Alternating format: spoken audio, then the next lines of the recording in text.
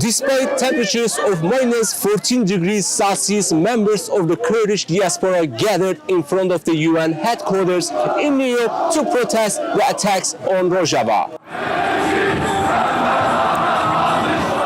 In addition to Kurds, many Americans also participated in the protest to show their support.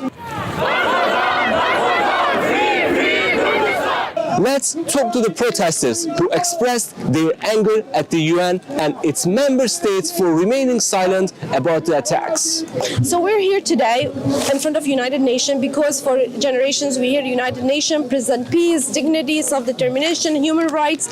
So we're here, we're asking them, we try to raise our Kurdish people voice who don't have voice in Rojava.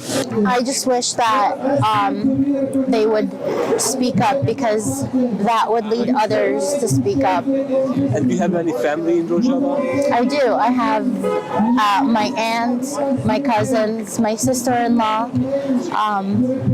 I worry about them. So we are asking the human rights activists, UN, to stand by the Kurds, to have actions, not just words. We've been hearing a lot of tweets, but that does nothing for the people who are on the ground, who are dying. So that's my message to the United Nations and to the President Trump and to the Congress. They're completely well aware of what's happening right now. This isn't a mystery to them. They know what they could do to step in and stop this. There is an apparatus within the United Nations to step in and stop this from happening now, and they're not doing it. And my message is always there's more that they can do, and they should step and do it. One of the most striking moments of the protest was when the women braided each other's hair, because a video had circulated on social media showing a soldier affiliated with the Syrian regime disrespecting the body of a Kurdish female fighter.